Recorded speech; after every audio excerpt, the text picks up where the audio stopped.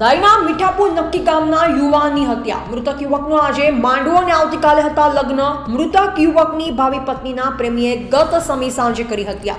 હત્યારા સોએબે સમા નામના વ્યક્તિએ અગાઉ પણ આપી હતી ધમકી. મૃતક વિશાલ મકવાણાને ગઈકાલ સમી સાંજે મીઠાપુર ગામની સીમમાં બોલાવી કરી હત્યા.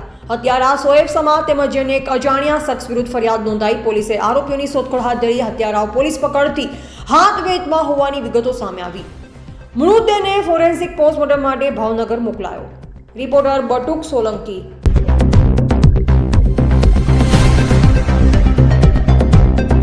મોહનભાઈ મકવાણા મીઠાપુર નક્કી. શું ઘટના બની? શરીરના ઘા ને માથામાં પાયપ મારેલી અને હૃદય ઉપર ઘા કરેલા, મોઢા ઉપર ઘા કરેલા આ હીરા બનેલ છે. સરકાર પાસે મારે ન્યાય ખાતા પાસે લેવો. સરકારે બહુ મને ન્યાય દે. મારા દીકરા આ થઈ ગયું છે, આ ઘટના બની છે. કા એને ફાંસીની સજા, કા આજીવન જેલ પડી છે. અને શા માટે આવું થયું, શું કહેશો? એના પરિવારમાં સહારવેલમાં છોકરી બાબતથી આ હતું ને મારો દીકરો નિર્દોષ આ કેસ બન્યો છે. છોકરાનું નામ શું છે? વિશાલભાઈ. આખું નામ? વિશાલભાઈ મુન્નાભાઈ મોહનભાઈ. વિશાલભાઈ મોહનભાઈ મકવાણા. તો અત્યારે અહીંયા પીએમ માટે લાવ્યા છો, તો હવે તમે પાછા ભાવનગર લઈ જવાનું કહો, શા માટે? ભાવનગર મારે છોકરાનું પીએમ પાકું જોઈએ છે.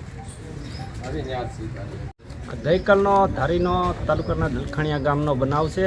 ગઈકાલે સાંજના 6ની આજુબાજુ આ મર્ડર કેસ થયેલો છે, જેમાં વિશાલ મકવાણા કરીને છે. એમના આજની તારીખે લગ્નનો માંડવો હતો ને આવતીકાલે એની જાન જવાની હોય એવી દુઃખદ ઘટના બની ને એમનું મર્ડર થયેલ છે. કારણ શું હોઈ શકે? કારણમાં કોઈ પણ કારણ હજી જાણવા મળ્યું નથી, પરંતુ તપાસનો વિષય હોય. હાલમાં સ્થાનિક પોલીસ તંત્ર પણ સહયોગથી સારો એવો માહિતી આપી રહ્યા છે અને પોતે તપાસ પણ કરી રહ્યા છે. આગળ જોઈએ તપાસમાં કોણ આગળ આવે છે.